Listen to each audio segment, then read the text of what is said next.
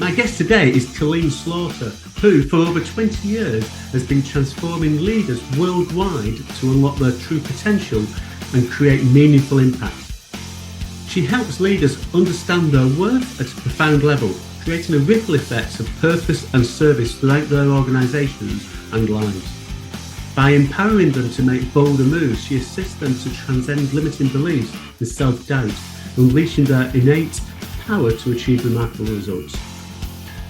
I'm sure you're going to enjoy this conversation as much as I did. Let me introduce you to Colleen now. So good morning, Colleen. Welcome to the Transformation Leaders podcast. Great to have you. Good morning. Joining me today. Good morning. It would be great if you could start by introducing yourself and letting the audience know a little bit more about your background and what you've been involved in, and ultimately how you got involved in changing transformation in the first place. Oh gosh, sure. That's going to be a long answer. Hope that's okay. Let's say I've always had the nature of wanting to improve. I've always had that kind of both starting with myself, there's a challenge. I've always had that kind of inner drive that says, okay, we've reached this level.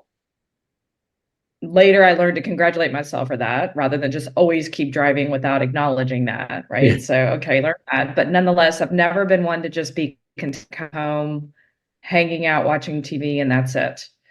Yes, of course, I know how to relax and I like to have fun and all of that. But in general, I like to go to the next level, whatever that is. And I also have a personality where it's just me. I think it's Berkman. I'm not really sure which assessment, but it's one of them around what kind of a job in general, not title, but characteristics of a job would you be most happy in? And mine was always around changing, like not going to the same office every Monday morning at 9 a.m. or whatever is time, depending on the country where we start. In France, it's 9:30, right? So, team meeting at 10, every week the same, go home at 6 or whatever. That is not me. Yeah. It's not me. So actually, after my MBA, I knew I needed to get into something like consulting because it just changes all the time. I see new clients all the time. I learn new things all the time, have different colleagues. You get the point, right? On and on. Yeah. So I already knew. I really believe transformation is part of my blood. And plus, to get into my life more later, there's two key values. In fact, one of them I named my company after, but the first one is courage, because I've done some things that at the time people thought were absolutely crazy. So things like coming from Kentucky, I say this one a lot, but it's true, still mom household, to just taking off to Paris, right? And I had no job, almost no money, no plan, except I'm going to live with this really cool French family I had met, very loving. I trust find something. My French was somewhat understandable, but not really. And, why did I do that? I trusted gut, right? That's the second value, authentic to me, to what I felt was right for me. And so there have been a series of other things I've done like that. Like, for example, when I was a secretary applying for one of the best MBAs in France. And so actually, I don't know a lot about the English culture, so I hope you'll like me there. But I can tell you in the States, that would not be shocking. Mm-hmm. But in France, it's utterly not. You don't do that. Like, they're different. Secretary does not try for that. So to your question, because I don't mean to diverge totally, but just to express how that's part of who I am on the one hand. Yeah. And how did I get into it? I was always drawn to change, like I said. And then from a background perspective, I had a pretty rough road as a child, right? So at a young age, I had a lot of, again, developed skills, but also had that desire to improve things and change things. And so I had found myself in France. I had found myself in the MBA, like I said, which was a big deal, which is kind of fast forwarding through a lot of things. Before that, I had no idea what I wanted to do. So I made it work, right? I'm really resourceful. That's another verb. That's another value I would say. I worked with a CRO, a pharmaceutical organization, telecom. So there's a lot of different things I did. Why do I say that? Because I had all these skills in all these different industries.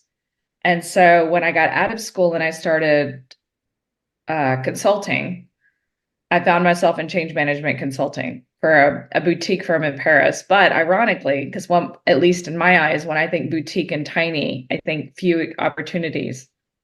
They sent me around the world. So I went to Japan and South Korea. Those were the most exotic to me because otherwise they sent me to Canada, the US. I mean, I'm not saying they're not great places. They just weren't so exotic.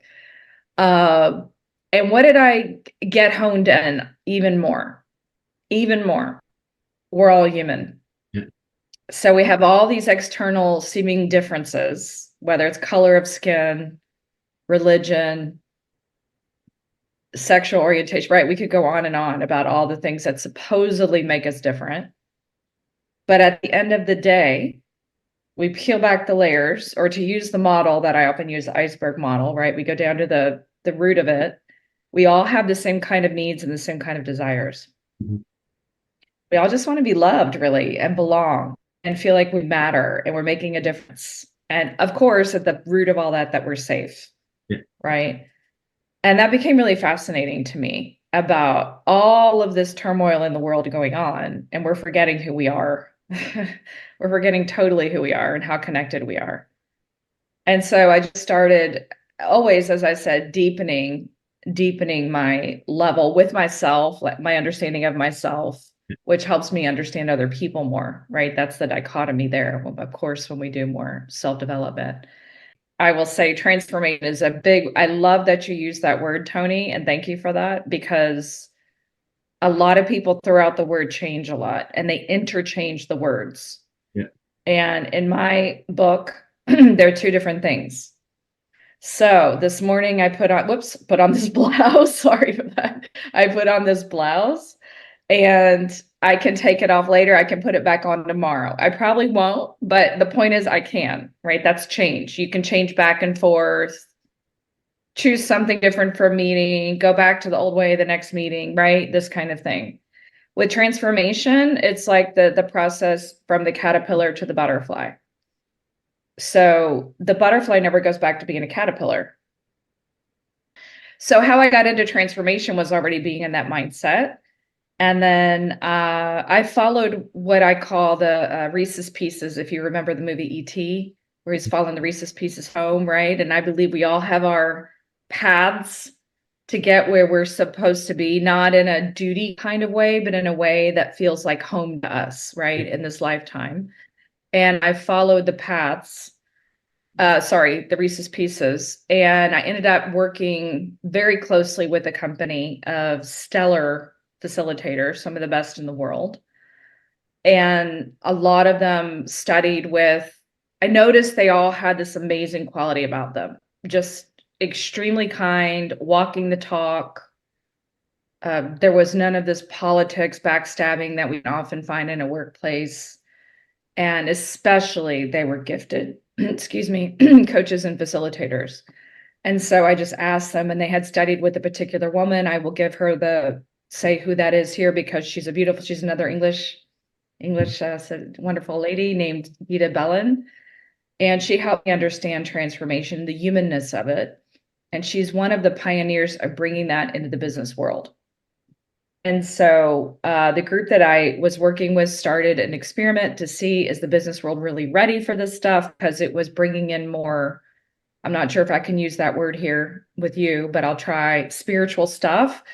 Today, we don't always use that word with clients. We use the word meaning because spiritual scare people and think we're going to, it's different than religion, by the way. But anyway, my point is, we came to see that people were craving this, just craving connection, craving meaning.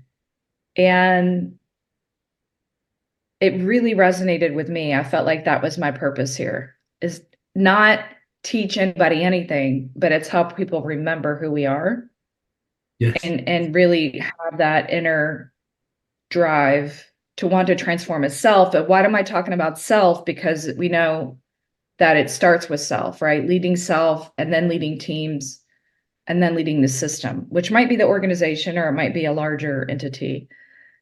So I'm going to pause there. I said a ton load, probably more than you wanted to hear. No, and so happy to hear your thoughts or anything. Yeah, I think it's fascinating, Colleen, and you've covered off so much within that sort of introduction around what drives you, how you've developed personally, but also how you've developed professionally, but how that again gets translated into what you do today to help organisations. And I think there's a few things that came out. One, you answered my first question of the podcast: is how do you define transformation? And that description around the difference between change and transformation, I think is very insightful, and I share it. I think it is that a transformation is something that you don't move back to, you don't go back to.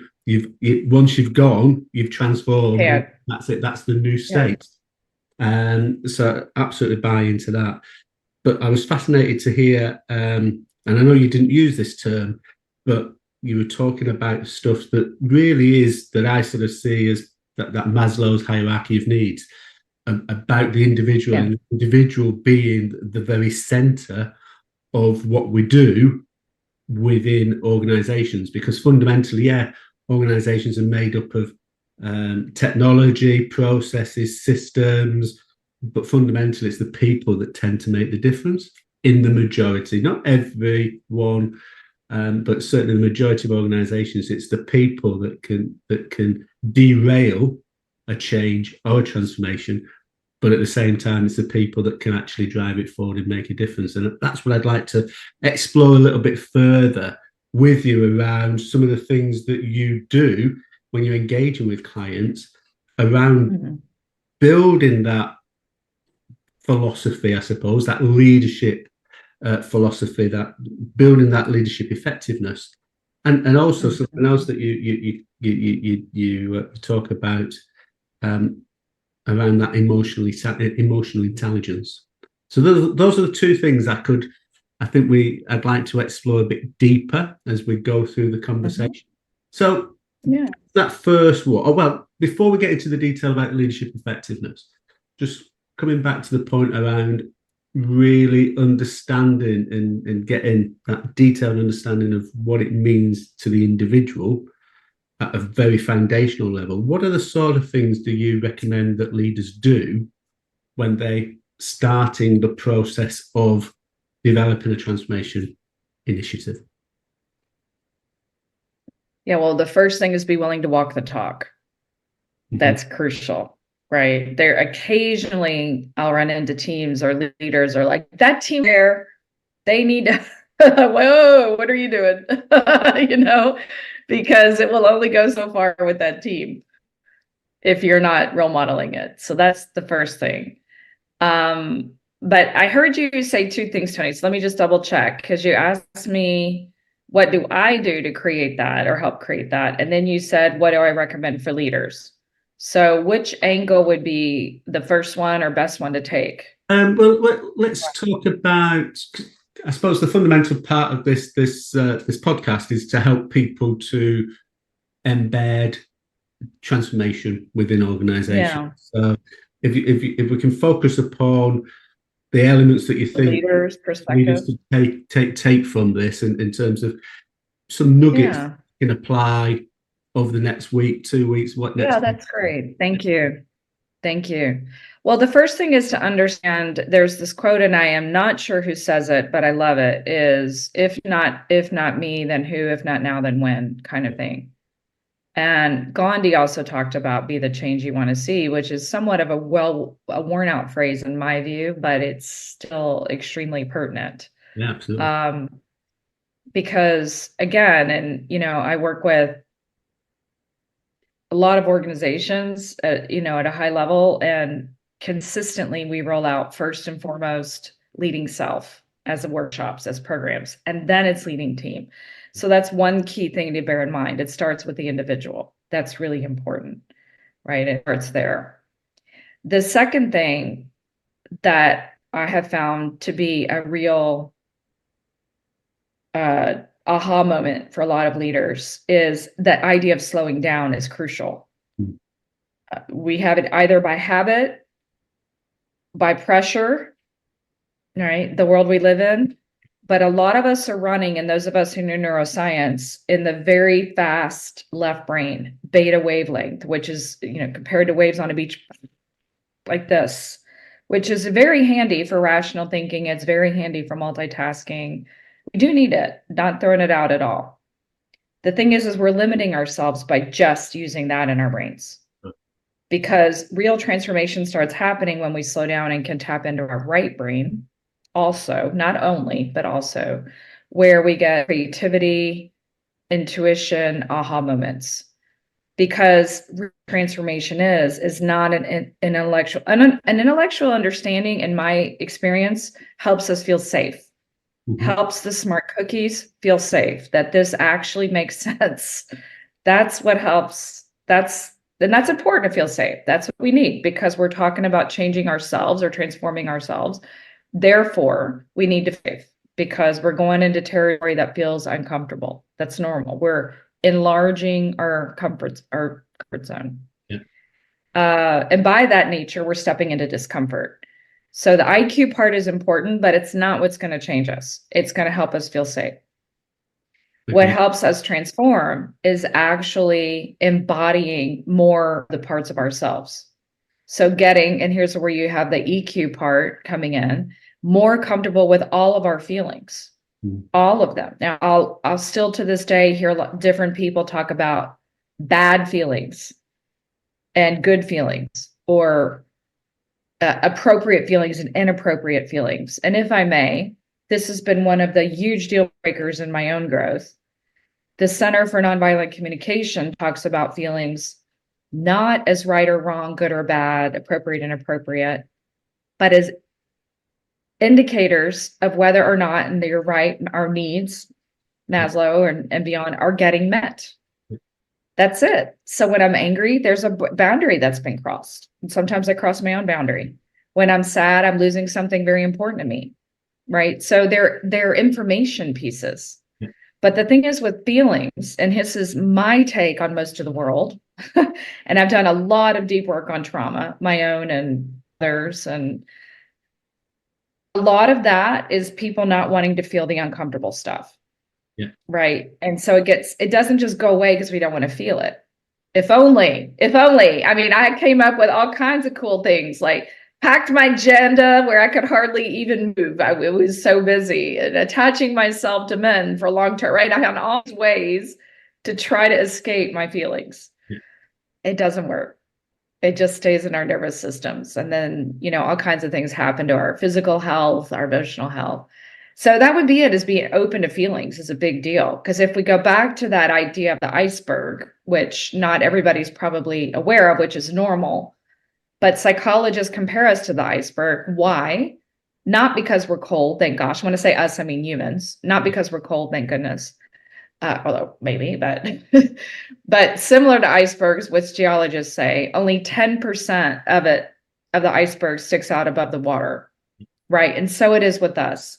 10%, which is our behavior, and the other 90% is below the water. So people don't see it. They might make guesses, but they don't see it.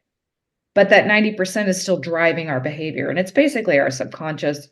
We can call it subconscious. We can call it mindset. We can call it a lot of different things. But what's under there are thoughts. How am I talking to myself? So I'm in the field I'm in, and I was honestly shocked to understand that I was still talking to myself in horrific ways, like very unkind ways. Well, of course, that's going to be at the root of my mood and the way I behave after, right? So becoming aware of that and working to shift that feelings, becoming aware of them. I have found that embracing whatever I'm feeling, the Buddhist, and I'm not Buddhist practicing, but I love a lot of what they say. They say, invite all your feelings to the table. Understand why they're there. What do they need? Right? love that. That has been one of the keys to me embodying transformation, because an emotion is energy in motion that needs to be felt so it can be released. And then, so there's thoughts, feelings, values. What am I valuing in the moment? I talked earlier about some of my values. We're always living a value. We might not know what they are, but we're always living them. And other people are making some assumptions about us based upon what they see, right? So being not only aware of our value in the moment, but a choice of our value is going to be key. And then at the bottom, it's our needs. Our needs, so human to have whatever the need is. It's normal to want to be loved. It's normal to want to count. It's want to feel safe. Where we get tripped up, here's the number one thing where we get tripped up as leaders, as people. When we go outside ourselves and say, I want to feel safe by all of you doing what I want you to do. Or I want to feel safe by you liking me. I'll do whatever you want, Tony, so you'll like me. Like, I'll stop talking to you, like, kind of thing, right? And of course, it's wonderful to get love from others. It's wonderful. But it's the icing on the cake until we learn to get to ourselves. And yes, we use the word love at work, although in some very, very, very conservative environments, we might use the word care instead. But it's true. As we know, all emotions are boiled down either into fear or love. Yeah. And so interesting, isn't it? That my tips are being open to everything in the iceberg, basically. Absolutely. It's interesting because so many things that that you've said sort of chime with me in terms of that willingness, and a lot of leaders perhaps openly don't make themselves willing to do this, but that willingness just to step back and take a moment or take time to understand why you're feeling the way that you're feeling, as opposed to just reacting to stuff, is such a critical skill. And many people don't give themselves the right to take that time and to step back and to consider. And as you say, bring the emotions out and understand what are the drivers for the way that you're feeling. Because actually, it's just an event. What's ever happened and what anybody's said, it's just an event. And it's the way that you react to that or respond to that event will determine whether it's a big thing for you or a small thing for you. But all too often, we react as opposed to respond. In my experience, I think it's a human experience, and I think that can make a significant difference. And coming back to the point about walking the talk, it is absolutely critical. And it's interesting. I know you were pointing at the screen when you were saying about that team over there, but it's I remember hearing it this year. Yeah, I did mean you. I can't remember who said it, but it's like every time you point, you need to remember that three fingers point back at you. Yeah, exactly. It has to come from within. I think that's exactly. Key message. No question. No question. Few things. Again, depending on the cultures, depending on what we lived in our families. So depending on national culture, family culture, a lot of us were taught it's not okay to feel. And those of us who were raised in very dysfunctional families, and there's actually a lot more in the world than we might think. I did a recent research paper that, at least in the kind of dysfunction I live, it affects 25% of the world. And that includes, at least in the UK and US, it's been measured, and that's the number for both countries. So what do I want to say about that? When we were younger, it wasn't safe to feel. So a lot of us have a lot of triggers going on, right? So like you said, it's just an event, and that's true. And that's the grown-up in us knows this. But as we know with triggers and projections, if it looks like, tastes like, smells like, seems like, anything resulting in our past, right? The horses, I'm from Kentucky, right? With the thoroughbreds. So thoroughbreds are off to the races, right? And so it indeed is quite, not only, and if I may, with respect, not only do we have the right, I think we owe the world that because the more we're taking care of our circle and becoming less reactive and more responsive, which is a process. I've been doing this work a long time on myself and on others. And guess what? Just in the last few weeks, I've uncovered yet another thing I'm reactive to. Yeah. So it's not like one and done, right? It can be a process, but just that willingness, I know for myself, and I again, this is a firm belief, this is how we're contributing to peace in the world, because we're becoming willing to sit with those. They're not bad feelings. We're not bad because we feel them. We're not bad because we think those thoughts. They're uncomfortable. And we get to the other side of them and we learn, like you said, to respond, to breathe, create a little, like Viktor Frankl, anybody who's read that wonderful book, Man's Search for Meaning. Viktor Frankl, who was do you know who I mean? I've heard of him. I haven't read the book, but I've heard of him, yeah. Yeah. Yeah. So just for those who are listening, and it's not to put a damper, it's just to put a context in it. I mean, this man went to 4 concentration camps during World War II and lost the love of his life, lost all of his family, was tortured. I mean, you can just imagine. And he started talking to a lot of the different other prisoners, and he realized that what he came to was people have a will to live. What had them give a will to live was having a purpose in their life, right? And he also said, and it didn't matter. It didn't matter how wealthy they are, how many cars, where their kids go to school. None of that was in play. It was, what is my purpose? And he found that his was helping people remember that there's one thing nobody can ever take from you, and that's an attitude, right? And that's the attitude we get to choose in that moment of response. We have that power of choice. And that sounds like, yeah, la-di-da, no big deal. This is where the rubber meets the road, because this is where we're truly role modeling the responding and the person we want to be, and what's the value we want to live in that moment. And so that it's actually all, I mean, in my experience, it's really, to want to work on it is awesome, and to be willing to roll up our sleeves and do that process. That's probably one of the hardest things of the transformation journey. No, absolutely. So you said it's the work that you do starts with the individual, then moves to team, then moves to organization, or however we define organization.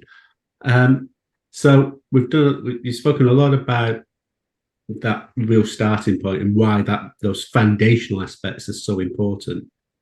Now let's sort of go on to the wider piece around the team, the impact on the team, and then the impact on the organization. What type of things do you typically see with the leaders that you're working with that are the things that trip them up, and ultimately, the things that you help them put in place to support them to make the changes that are needed? Yeah, well, the biggest thing that trips them up, no question, are the courageous conversations. Or you can call it honest conversations. Yeah, that's the biggest thing, no question. You might know about Patrick Lencioni, and he has the 5 elements. He calls it of dysfunctional teams, but I like to turn it around because we don't want to talk about dysfunction. We want to talk about function, right? And functionality and effectiveness. So every time a team has an issue with courageous conversation, which in my view, I've never met a team that doesn't. I have teams that are in denial about it, but I've never met a team that doesn't. Then we need to go back to trust and understand where's the breakdown in trust here, right? And really work on not just a trust. And that's why we start with the self, by the way, because there are lots and lots of teams or organizations that these are our values. Everybody adopt them. You adopt them. These are about, whoa, if you want people to be genuinely in that groove, we have to ask them what they think about it. And we have to ask them, how do you view these values and what's important to you? And how could those possibly fit in with what's important to the organization, right? We have to take a back step. And that's part of the trust building with them and to actually come together as a team. So the biggest thing that trips them up is the courageous conversation. And what is it about them?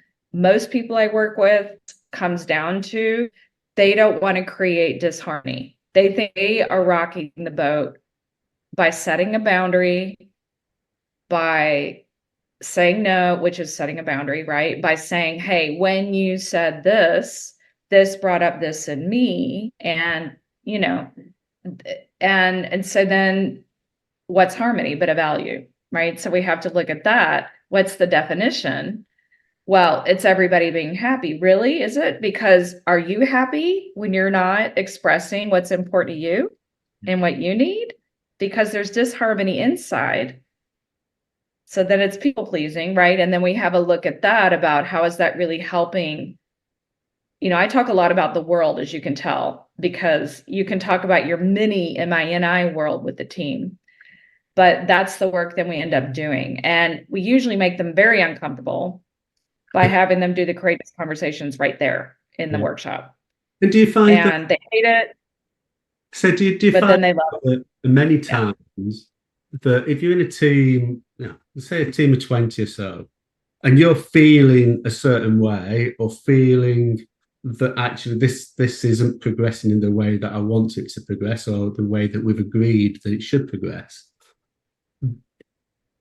So at the point where you bring that up into have those uncomfortable discussions, start those uncomfortable discussions. If there's a team of 20, probably another 5 or 6 will immediately jump in and say, yeah, I'm thinking exactly the same thing. So creating that opportunity to have those open and honest conversations brings out those issues into a discussion that you can actually move forward. Because if you're feeling it, it's highly likely that someone else in the team is feeling it, but they don't feel that they can open up the conversation. Exactly. Most people individually think that they're troublemakers, they're being difficult, they're not a team player. We can go on and on and on. And I would intuitively say about 97% of the time when we speak up, other people feel the same. Yeah. Absolutely. Absolutely. Or, we have to go in as well with the notion when we have the conversations that this is my experience. This is the effect on me. Maybe we own our part, which is always at least 1%, meaning I may be making an assumption. I might be taking something personally. Maybe I did not properly communicate, which, I've been guilty of all of those things. Always, right? There's always something. But if we can go in realizing that maybe we misinterpreted it, maybe, right? Because we took it personally or whatever reason. Very often there's space when we can give that little bit of space, that it's not that the person did it to us. It's not that, we can also, it's a real, I don't speak Cantonese, no, Mandarin, sorry. I don't speak Mandarin at all, but I do use one concept in the workshop around conflict, their word for conflict or crisis, which I think is the closest they get to conflict. Please, those of you who speak Cantonese, Mandarin, please forgive me if I've made a mistake. But it's to prove a point that there are 2 brush strokes in the moment of crisis. Do you know what those are, Tony, by the way? No, please. For them. So one is danger. For sure. There is a danger. Yes, there's a danger. We'll be even more separated, right? There's a danger. But there's also an opportunity. For closeness, a word I make up, closeness, right? Like you said, like other people understanding we're not the only ones thinking it, understanding someone more deeply, what they value. I get to understand myself when I'm triggered. Why am I so triggered? Oh, that's happening, right? And so there's an opportunity to come together more. Yeah. And I always challenge people in the room, like think about any relationship in your life. Put them in 2 categories. Those where you have to walk on eggshells, so you don't dare speak the truth. And those where you're fully yourself and therefore may have undergone some conflict with that person, right? Which one do you value more? Which one do you feel better about? And they always say the ones where they've had the conflict, they've worked through it, they're fully themselves, right? And I'm like, there you go. Yeah. It's interesting you should say that, and just bringing an organisation perspective on it. It's been proven time and time again with research that if you've got a client or a customer that's got an issue, if they complain and you resolve that issue, they are a much stronger advocate for the organisation than they ever were before. So that's cool. it's one of those things where, as an organisation, people almost sort of naturally say, "Oh, we don't want complaints. It's a bad thing." Actually, you should lean into complaints and encourage people to complain, to feedback. You can position it however way you want to, but the more you get that opportunity to resolve a conflict or a complaint, however you want to phrase it, the stronger that relationship becomes, and a greater advocate that they become. And what you're saying there is exactly the same within a team. You can disagree, but if you can disagree and then resolve it, that strength of that team becomes much stronger as a result. Well, it's more genuine than the yes. I mean, the biggest danger to any leader is, and I see this paternalistic, any kind of paternalistic or cultures, right? Whether that's organizational culture or national culture. What you see a lot is you see the big boss walking in, everybody's like, "Oh, daddy's here, I better say yes," and while that might do a wonderful job stroking ego, what's the danger?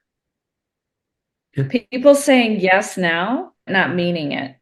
And then you find out later that they really felt no. And we will find out, because that's how the silos get created. That's where the passive aggressivity comes in, delays, mistakes, etc.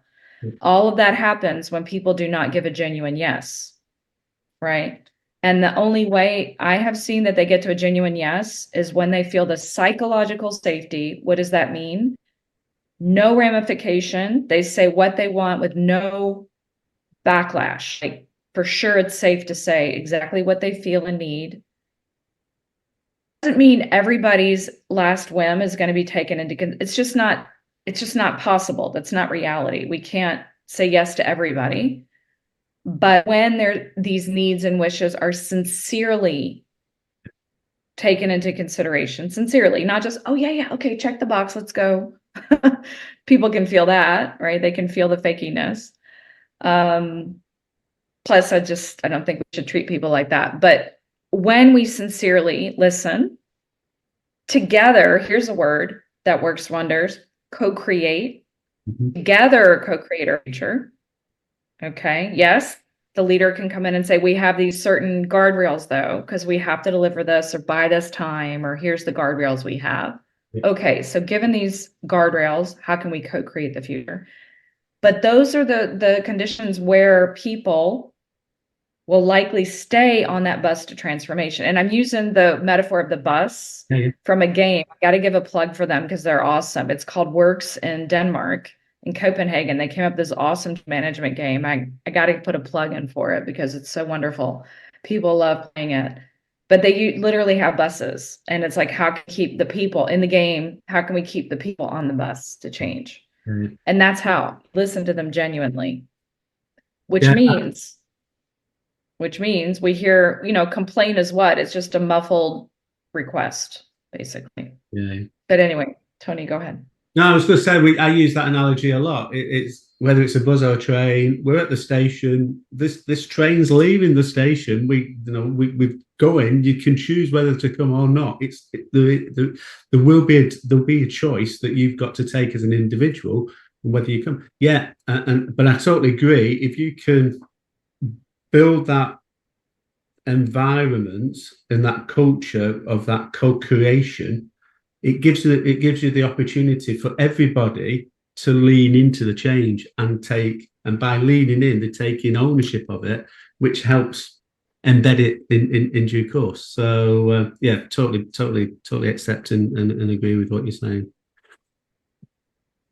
Just a quick question in terms of creating that environment that is real and not just management speak as such. But what are the things that you encourage leaders to do, especially if they are relatively new leaders, to be able to create that environment? And I'll give you a story that I've done some work with lots of very traditional organizations over the years, and one in particular, and this goes back 10, 15 years. and we were implementing a new system. And I went in as a relatively inexperienced leader of the change. And I was shocked to hear at the time so many middle managers in particular saying to me, okay, yeah, we'll listen to you, but we know we keep our head down long enough, you go away, because every 6 months something else starts in this organization. And breaking that culture was really, really hard. It took us 12, 18 months to break that culture.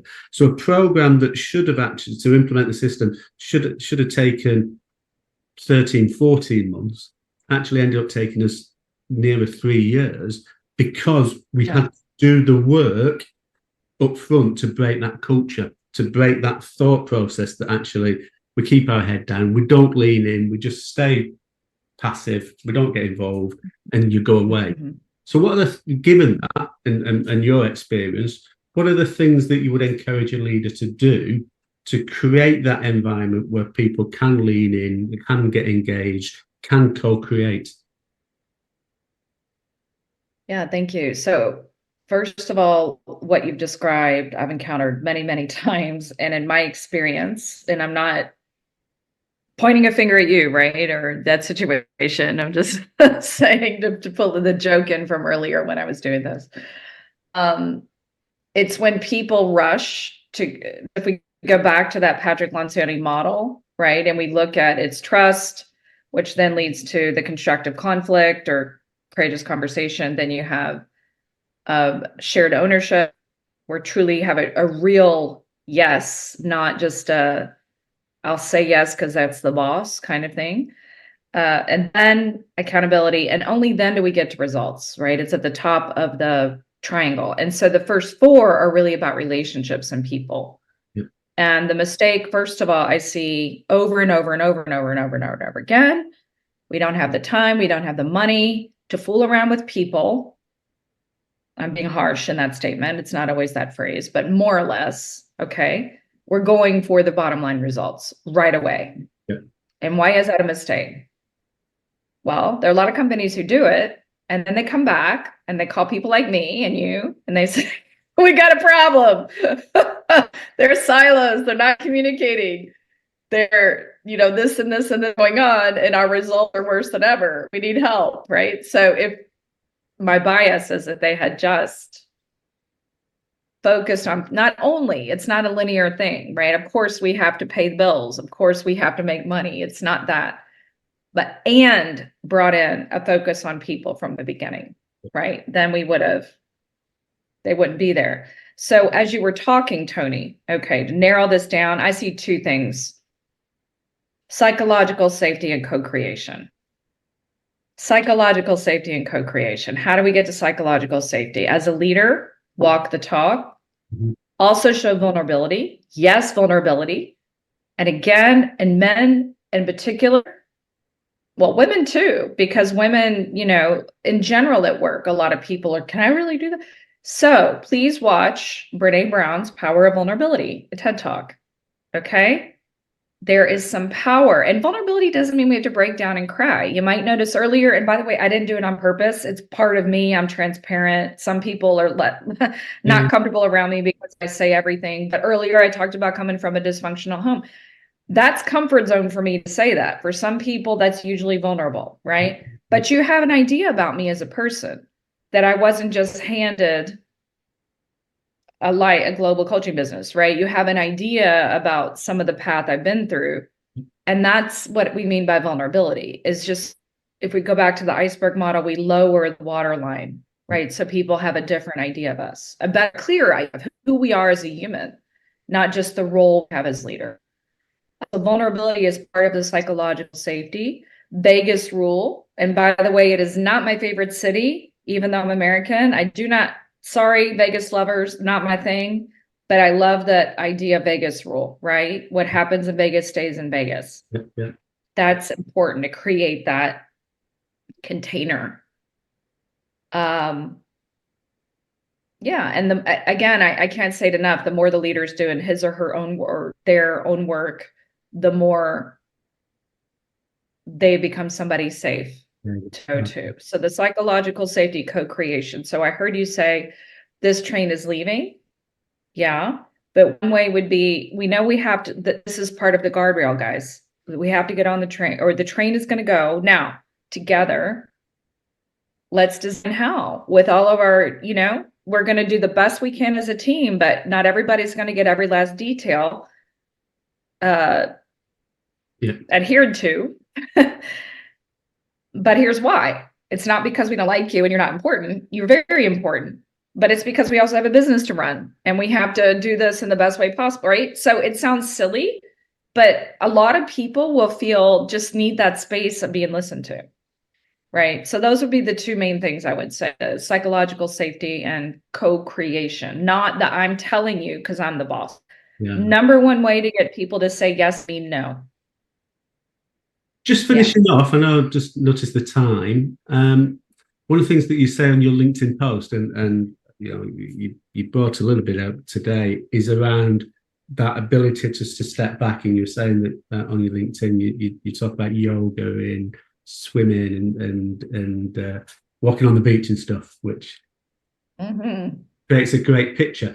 So I thought, is that those activities that you do to almost create that time for you to think, to consider? Oh yeah, thank you. Oh, what a great way to end. Thank you. Indeed. I have a few things.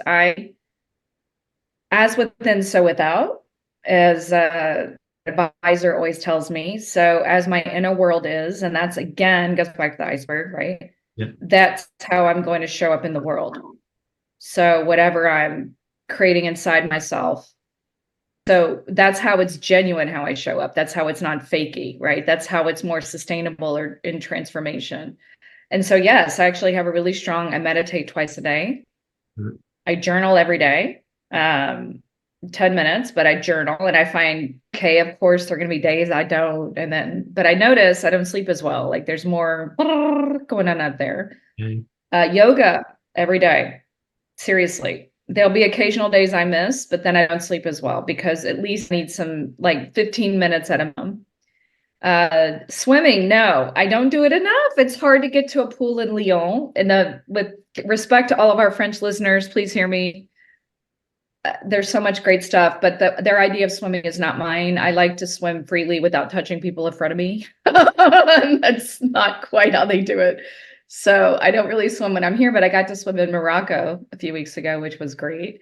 I get to the beach as often as I can. That is my happy place. No question. I live an hour from the Alps. Bless those who love the mountains and that's your happy place. Go for it. I'm a beach girl. So yeah, when I can, I go to those places and I just really work to create within me that space, because then I have more choice, right? And that's where our power lies. Yeah, and isn't it? I totally totally understand the things that you talk you sort of discuss there and bring out. I've tried yoga. Need to do more of it, to be fair, personally. But walking on the beach, swimming, going for walks, I do as much as I possibly can. And I always find that whatever is going on in my mind and all the challenges that I'm facing or the issues or the questions I've got, when I go and do the walks, when I go and just get out in nature, especially at the beach, suddenly ideas pop up. I'm not consciously thinking about them, but ideas are popping up. And that comes back. That's the right brain coming in, isn't it? It comes back to what you were saying early on. Yeah. Give yourself that space to allow the things to come out of you. Exactly. But Einstein was a smart cookie in more ways than one. The more that I learned about Einstein, seriously, this guy had it going on. And he said something like, okay, I'm not going to get the quote 100%, but it's very close. Yeah. He said, I think about it once and I can't get the answer. Think about it twice, I can get the answer. I go swimming and the answer comes. I mean, it's really that. It is really that. If we think about when we wake up in the morning, because we've allowed ourselves in the rest to go to that place of relaxation, there's the answer, right? Or those of us like to run, not me. I wish I did, but I don't. But those of us who do, right? Walking on the beach, swimming, whatever it is, jumping in the shower very often. It's my aha moment. It's amazing. It's actually not so hard. We don't always have to keep pushing and forcing and trying. There's so much growth in just backing off for a little bit. Agreed. Really. Agreed. And I think putting that into your daily activity, your daily life, is even just 10 minutes. Yeah, exactly. It doesn't need to be an hour, does it? It can just be a quick 10-minute walk or a quick 10-minute meditation, something. But ultimately, all you're doing is creating space for yourself. And actually, it raises productivity and focus as well. And given that message, the key message I think from today's conversation is it all starts within you as an individual, and every individual is the same. Building that sort of process into your daily activity is a critical skill to develop. Yeah, and it's a win-win-win-win-win. That's so cool. There's so much we have to, quote, feel sad about in this world, and those of us who are feeling people, right? And there is. But the thing is, like I said, it doesn't always have to be hard.